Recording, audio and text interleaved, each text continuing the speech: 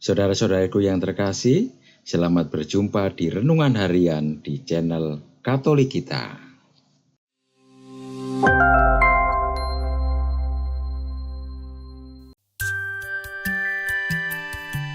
Hari ini, Senin, 6 Mei 2024, Pekan ke-6 Paskah. Bacaan pertama. Bacaan diambil dari Kisah Para Rasul, bab 16, ayat 11 sampai dengan 15. Setelah Paulus mendapat pesan dari surga supaya menyeberang ke Makedonia, kami, Paulus dan Silas, bertolak dari Troas dan langsung berlayar ke Samotrake. Keesokan harinya, tibalah kami di Neapolis, dan dari situ kami ke Filipi, kota pertama di bagian Makedonia ini, suatu kota perantauan orang Roma. Di kota itu kami tinggal beberapa hari.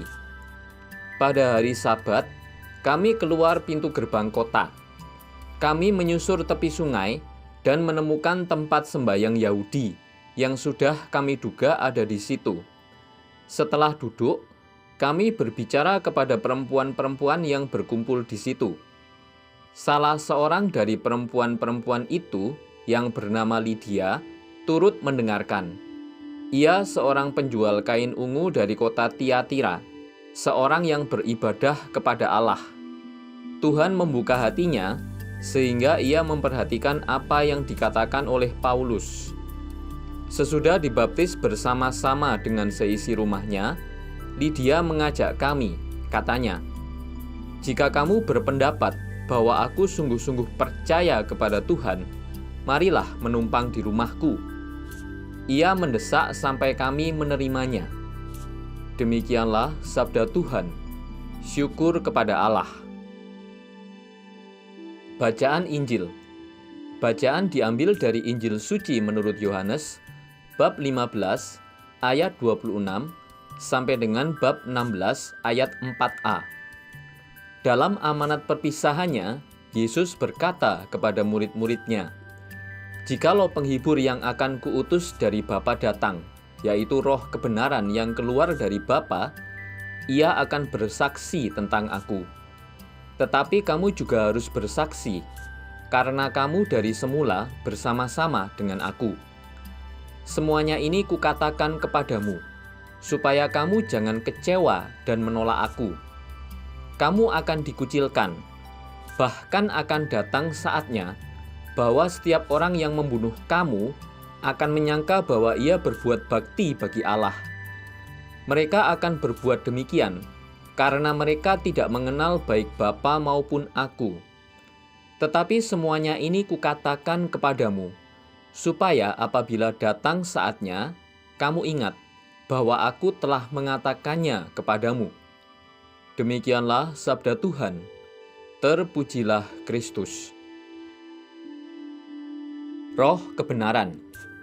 Roh Kudus disebut juga roh kebenaran karena dia adalah roh Allah yang sama dengan roh Yesus sebagai Allah Putra yang adalah kebenaran itu sendiri. Dengan demikian, siapapun yang dipenuhi dengan Roh Kudus akan bersaksi tentang kebenaran itu. Dari Yohanes bab 18 ayat 37. Menerangkan tentang kebenaran, menyingkapkan hal-hal yang tidak benar. Dari Yohanes bab 16 ayat 8, dan menuntun orang percaya ke dalam seluruh kebenaran. Dari Yohanes bab 16 ayat 13. Mereka yang bersedia mengorbankan kebenaran atau mencampurkan antara yang benar dan yang palsu demi bersatu dengan kelompok yang sesat, demi kasih yang rendah atau alasan lainnya, menyangkal roh kebenaran yang katanya tinggal di dalam diri mereka. Gereja yang meninggalkan kebenaran adalah gereja yang telah meninggalkan Tuhan. Roh Kudus tidak akan menjadi penolong orang-orang yang acuh tak acuh terhadap iman atau hanya setengah-setengah dalam komitmen kepada kebenaran.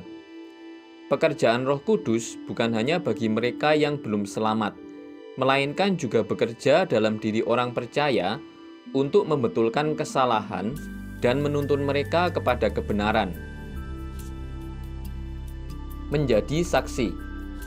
Menjadi saksi berarti mau mengatakan apa yang sebenarnya terjadi.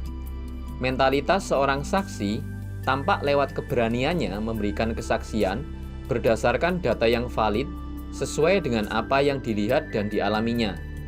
Contoh nyata pentingnya peran para saksi dapat kita jumpai dalam dunia hukum. Peran saksi sangat diperlukan demi terlaksananya proses peradilan yang adil.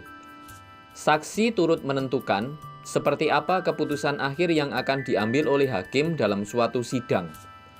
Dalam amanat perpisahannya, Yesus berkata kepada murid-muridnya agar mereka bersaksi tentangnya, sebab mereka telah hidup bersama dengannya. Pengalaman hidup bersama Yesus tentu akan membuat kesaksian mereka menjadi lebih valid dan dapat dipertanggungjawabkan.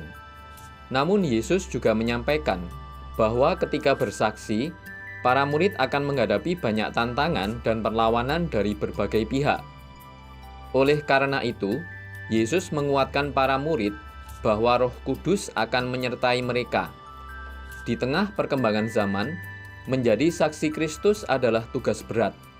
Sering karena persaingan, timbul rasa iri hati, kemudian keinginan untuk saling menjatuhkan satu sama lain dengan memainkan kebenaran-kebenaran palsu. Berhadapan dengan situasi ini, kita sebagai murid Yesus yang sejati, hendaknya dengan gagah berani bersaksi tentang kebenaran dan menolak kebohongan atau hoax. Keberanian ini akan menjadi kekuatan bersama dalam melawan radikalisme atas nama agama atau suku yang kerap muncul dan berpotensi mengganggu hidup bersama. Tidak mudah memang untuk tetap menjadi benar di tengah situasi serba tidak benar. Namun kita tidak perlu takut, sebab roh kebenaran akan diutus Allah dan menjadi kekuatan kita. Marilah kita bersama-sama bersaksi mewartakan kebenaran dalam kehidupan kita sehari-hari, melalui cara hidup dan tingkah laku yang baik dan benar. Mulailah dari keluarga kita masing-masing sebelum beranjak ke dunia yang lebih luas. Tulisan oleh Frater Hieronymus Mugawio Okarm. Marilah kita berdoa. Tuhan, jagalah aku dalam istirahatku malam ini. Jaga pula para tunawisma dan para gelandangan. Berilah ketenangan dan tidur yang nyenyak bagi mereka yang sedang sakit dan menderita.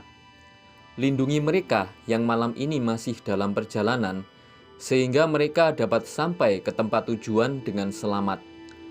Amin. Saudara-saudari yang terkasih, terima kasih atas kebersamaannya dalam renungan harian ini. Kita jumpa lagi di renungan harian berikutnya. Berkah dalam.